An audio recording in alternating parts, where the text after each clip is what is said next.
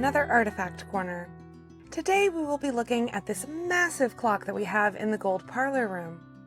This clock is a wooden case that is overall painted black with gold painted hunting scenes. The clock is definitely inspired by Asian art, which was incredibly popular in the 18th century. The clock case is in rough condition, so the motifs on the case can be hard to clearly see. This clock was made sometime in the late 1700s by the English clockmaker Isaac Rogers, whose works are in major museums in the US and Europe.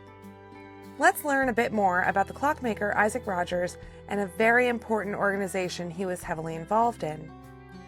Isaac Rogers was born on the 13th of August 1754 to parents Isaac and Elizabeth Rogers in London. His father was also a clockmaker, so it's clear that Isaac followed in his father's footsteps. There is not a lot of information regarding Isaac's training or apprenticeships. We know that he began working on his own in 1784. He was a prolific watch and clockmaker in his time, and according to the auction site Bonham's, Rogers specialized in watches for the Turkish market. He was warden of the Worshipful Company of watchmakers from 1810 to 1812, and also again in 1823. Isaac Rogers passed away in 1839 at the age of 85 years old. So, what was the Worshipful Company of watchmakers that Isaac Rogers was the warden of?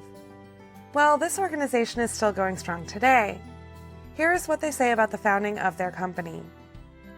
The 1620s saw a desire by clockmakers to establish a dedicated company as a representative body, but this was met with opposition from the other livery companies, in particular the blacksmiths. The formation of a livery company was an expensive undertaking, and when a second attempt was made at the end of the 1620s, this coincided with King Charles I's pressing need to raise revenues. The Clockmakers Company eventually received its royal charter on the 22nd of August, 1631. The charter created a corporate body for all the clockmakers in the City of London and within a radius of 10 miles around, with regulatory powers covering England and Wales. It specified that the new fellowship should be governed by a master, 3 wardens, and 10 or more assistants, who would form a court. The first master was David Ramsay, former chief clockmaker to King James I. The 1800s and beyond saw the peak and then decline of the trade in the United Kingdom.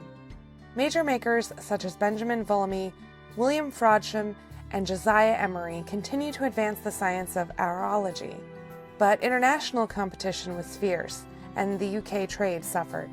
However, since the 1970s, there has been a strong resurgence, with the emergence once more of the finest handcrafted timepieces, all made in Britain.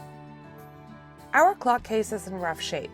The paint is peeling, and it would be lovely to have it properly restored. The actual mechanism is in good condition, but we do not have it running. It is a beautiful clock, and we are so lucky to have this stunningly built piece in our collections. Thanks so much for stopping by.